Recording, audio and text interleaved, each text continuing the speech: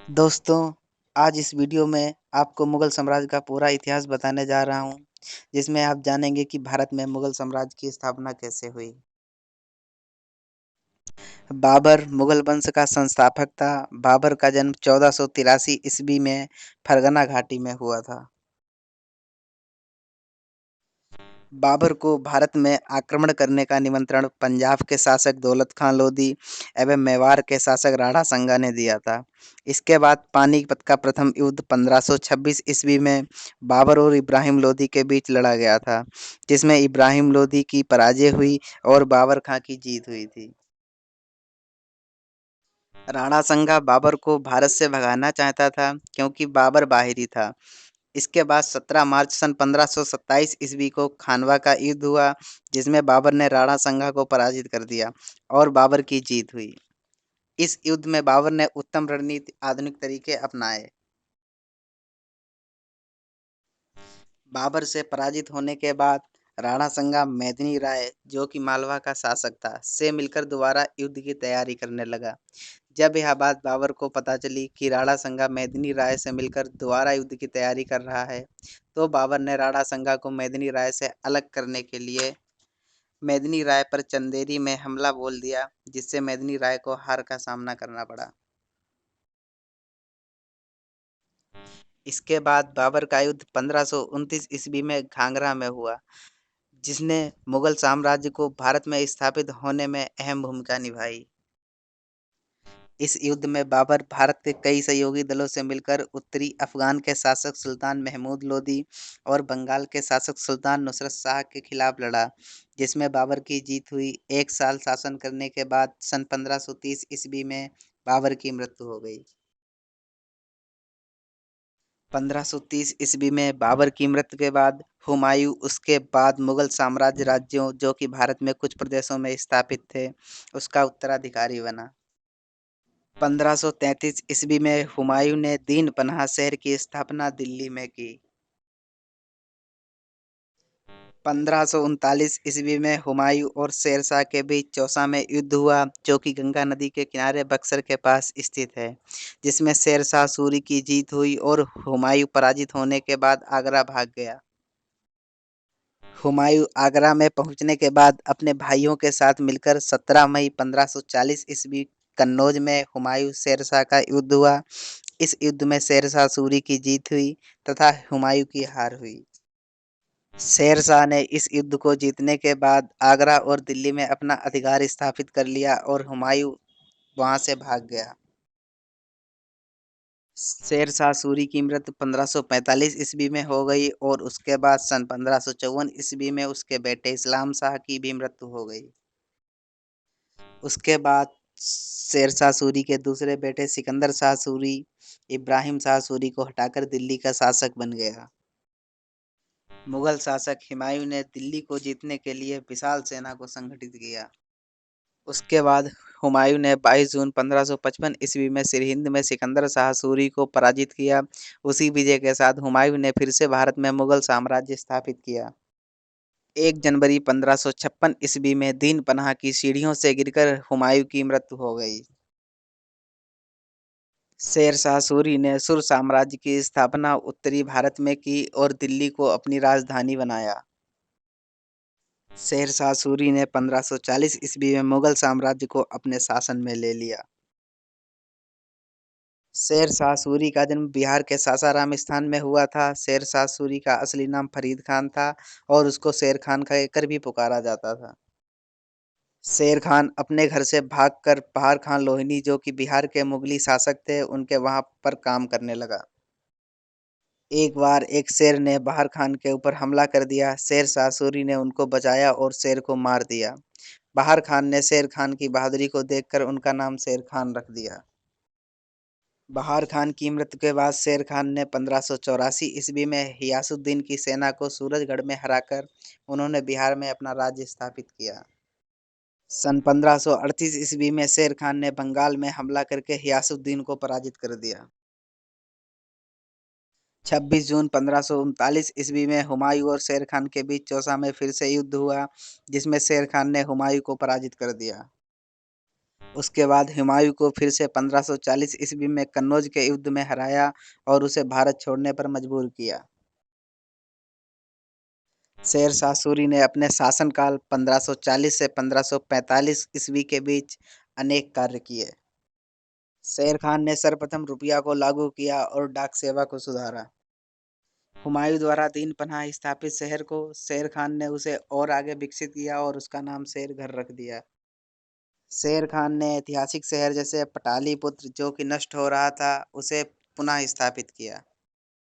आज वो ऐतिहासिक शहर पटना के नाम से विख्यात है।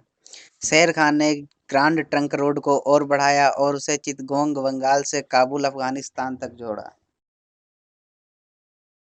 शेर खान ने अपने शासनकाल में कई ऐतिहासिक इमारतें बनाई जिनमें रोहतस किला का निर्माण प्रसिद्ध है। अब यह यूनेस्को के विश्व विरासत के श्रेणी में शामिल है या पाकिस्तान में है। शेर शाह सूरी ने बेहरा शहर का निर्माण 1545 ईस्वी में पाकिस्तान में किया और शहर के अंदर प्रसिद्ध मस्जिद जिसका नाम शेर शाह सूरी मस्जिद का निर्माण किया। शेर शाह सूरी की मृत्यु सन 22 मई 1545 ईस्वी में राजपूतों के कालिंजर के किले के पास युद्ध के दौरान विस्फोटक के फटने से उनकी मृत्यु हो गई। उसके बाद सिकंदर शाह सूरी का शासनकाल आया। अकबर खान बाबर खान की अगुवाई में हुमायूं के बाद मुगल साम्राज्य का युवा शासक बना। अकबर ने अपने पूरे शासनकाल में मुगल साम्राज्य को आकार और धन में 3 गुना बढ़ा दिया। अकबर ने कई गुना बड़ी और ताकतवर सेना का निर्माण किया और उसे अनेक सामाजिक और राजनीतिक परिवर्तन किए।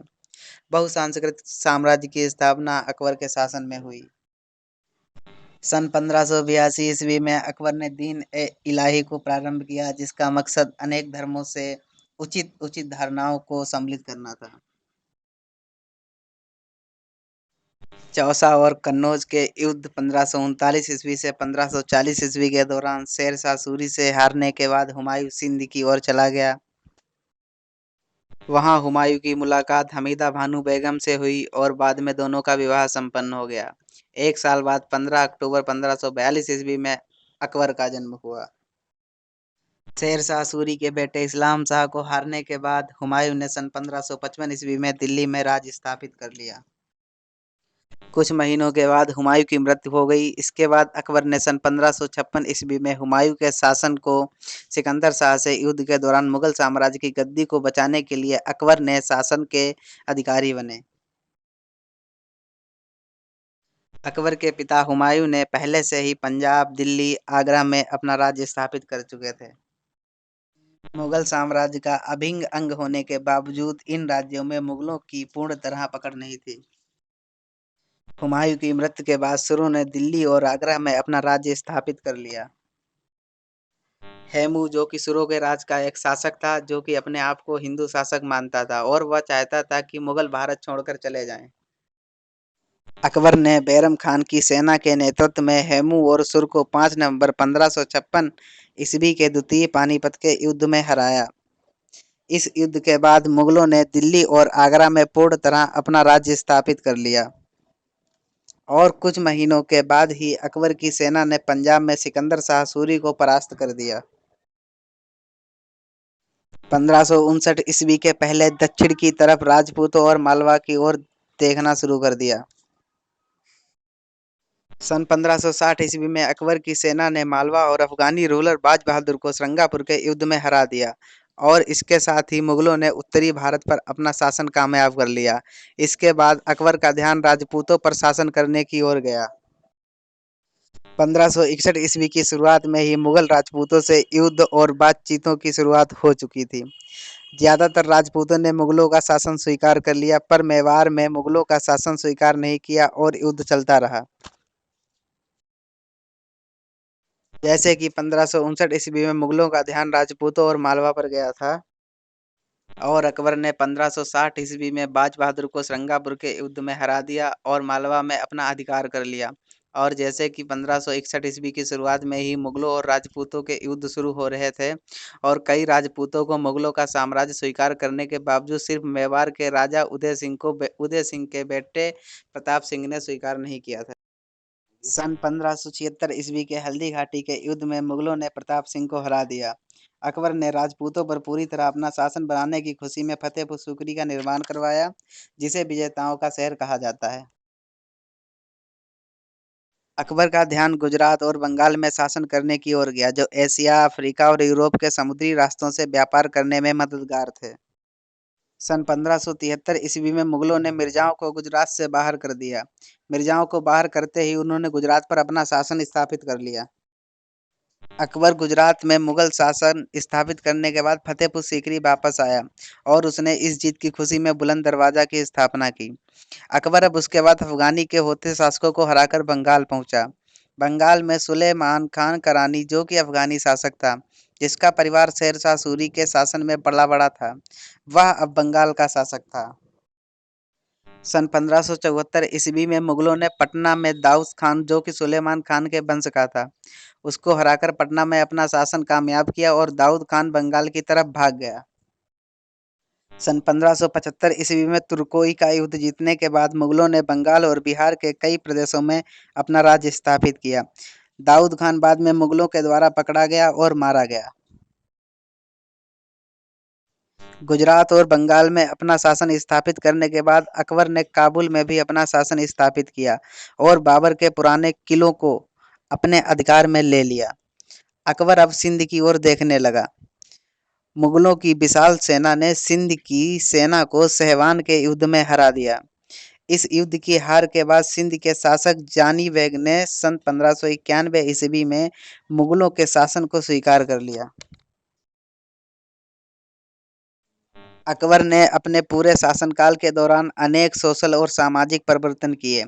अकबर ने अपने शासनकाल में मुगलों द्वारा चलाए गए भू उत्पादक कानून में परिवर्तन किए और शेर शाह सूरी द्वारा चलाए जा रहे भू उत्पादक कानून को चलाया। अकबर ने कई सारे इबादत खाने सभी धर्मों के लिए और नास्तिकों के लिए खोले। अकबर ने दीन ए इलाही को लागू किया ताकि सभी धर्मों की अच्छी अच्छी प्रथाओं को एकत्रित कर सकें और एक नए धर्म की स्थापना कर सकें। अकबर ने अनेक हिंदू प्रथाओं का पालन किया। वह दिवाली मनाते थे और ब्राह्मण पुजारियों को सोने और चांदी के आभूषणों को कलाइयों में बांधने की अनुमति दे रखी थी, जो कि एक आशीर्वाद का प्रतीक था। 3 अक्टूबर 1605 ईस्वी में अकबर पेचिश रोग के कारण बीमार पड़ गया और जिससे वो कभी उभर नहीं पाया। उसके बाद उनका देहांत हो गया।